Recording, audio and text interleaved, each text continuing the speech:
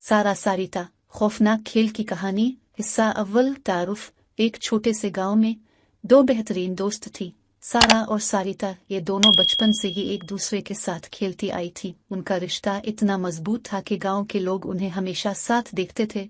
हिस्सा दुवम, खेल का आगाज। एक दिन सारा और सारिता को एक पुरानी किताब मिली। इस किताब में एक अजीबोगरीब खेल का जिक्र था। खेल का नाम था सारा सारिता और उसके बारे में कहा जाता था कि ये बहुत खतरनाक है।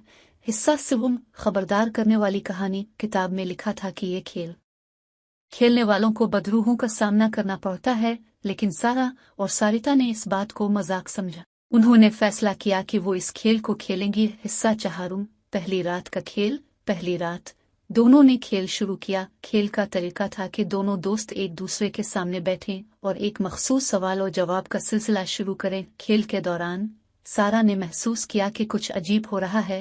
हिस्सा पंजुम, आहटे और साये। खेल के दौरान सारा और सारिता ने कमरे में अजीब आहटे सुने। कभी कभी उन्हें साये भी नजर आते थे। पहले तो दोनों ने इसे अपने वहम का नाम दिया। हिस्सा शशुम, खौफ का आगाज। अगली रात जब दोनों ने दोबारा खेलने का फैसला किया तो हालात और भी खराब हो गए। कमरे की रोशनियां खुद ब खुद बुझ गईं और दरवाजे खुद ब खुद बंद हो गए। सारा और सारिता खौफजदा हो गईं, लेकिन खेल रोकने की बजाय उन्होंने इसे जारी रखा। हिस्सा हफ्तम, बुजुर्ग की नसीहत।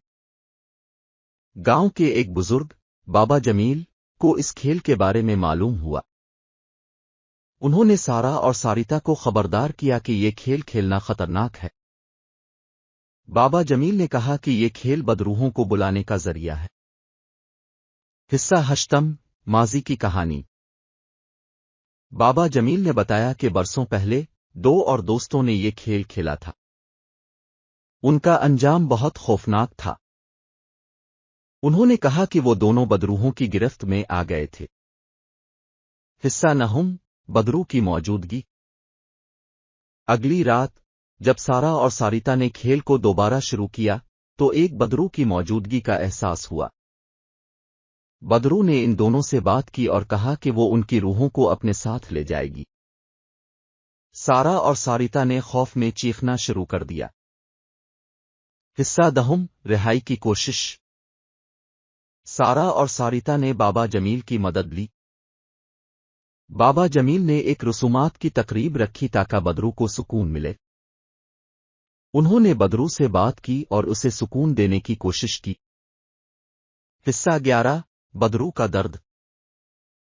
बदरू ने बताया कि वो एक बार इस गांव की रहने वाली थी। इसे भी इसी खेल के जरिए बुलाया गया था और उसकी रूह कैद में डाल दी गई थी।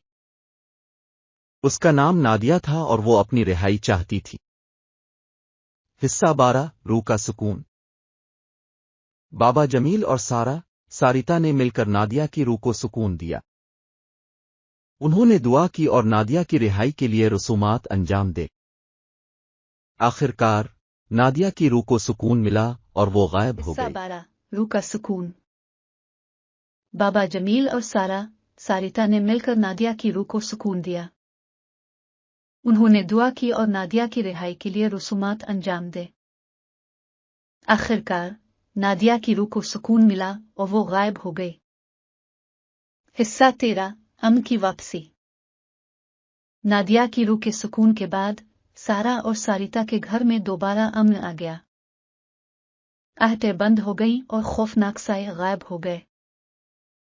सारा और सारिता ने शुक्र अदा किया कि वो एक बेचैन रूह को सुकून देने में कामयाब हो गई।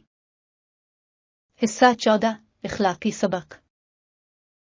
इस कहानी से हमें यह सबक मिलता है कि खेल कभी कभी बहुत खतरनाक हो सकते हैं। हमें ऐसे खेलों से बचना चाहिए जो बदरूहों को बुलाने का जरिया हो। इख्तिताम।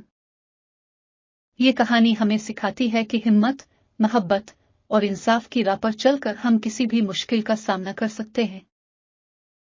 सारा और सारिता की कहानी हमें यह दर्स देती है कि मुश्किलात का सामना करते हुए कभी हार नहीं माननी चाहिए। मुकम्मल कहानी। ये कहानी 5000 अल्फाज पर मुश्तमिल है, जो आपको हर लम्हे में दिलचस्पी और तजस्सुस में मुब्तला रखेगी। इसे सुनते वक्त आपको हर लम्हे में दिलचस्पी और तजस्सुस महसूस होगा। اور آخر میں آپ کو ایک بہترین اخلاقی سبق ملے گا جو آپ کی زندگی میں مددگار ثابت ہوگا۔